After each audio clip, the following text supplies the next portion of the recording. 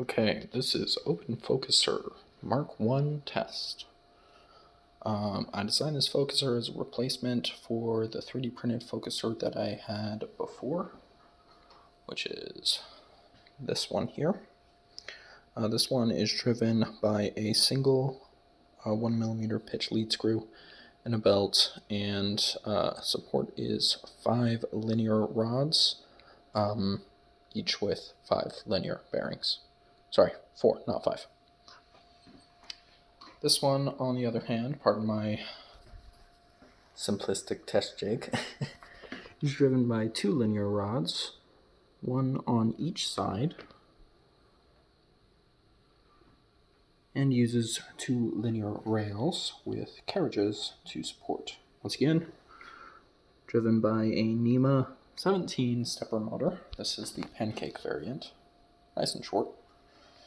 I have it connected up to my OpenAstro mount for testing, and I'm using the OpenAstro Tracker ASCOM connection for initial driving. So, right now it is inverted. When I'm moving out, it moves in, and when I'm moving in, it moves out. So, I'm going to press the in. Let's see the stepper motor move, and you should see the movement of it very slowly moving upward. We're going to clear that screw, and we're going to stop. The test payload is a ZWO 1.25 focuser wheel, 7 slots, fully filled, and a ASI 183mm Pro. So that is our initial test load. I'm going to pause the video here once I showcase it moving down.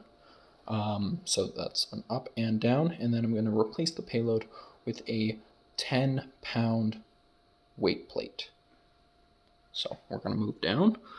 Let me get the so it's nice and focused on that screw, but so that we can still kind of see that stepper wheel.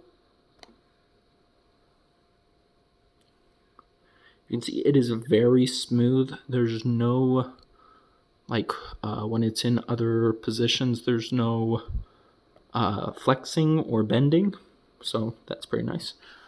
So I'm going to pause this, switch out the payload, and then resume.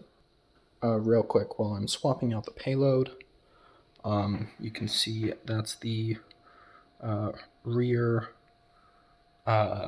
linear carriage and linear rail. Once there, from the top, you can see both linear screws.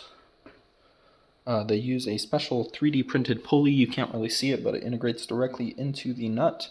The nut is then sandwiched between 2 pairs of thrust bearings, one up here in the cap and one down in the base. Both bearings have been lubricated so that they're nice and smooth. And then the belt. Let me see if I can get this a little better. You can kind of see, there. You can kind of see there, it wraps around the body, and it is supported by some little 5mm, 2mm bore bearings for support there. All right, I'm going to pause this once again. Get situated with that 10-pound weight, and we'll go from there. All right, this is actually the first time I am testing it with the NEMA and the 10-pound weight. I'm really hoping it works. So we're going to go here.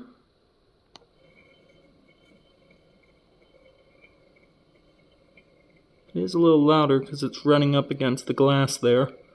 But as you can see, 10-pound weight.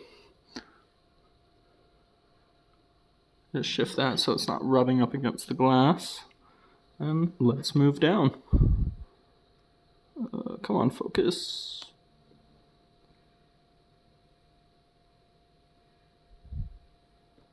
And just to verify, this is in fact a 10-pound weight. So, yeah. Material costs are fairly simple.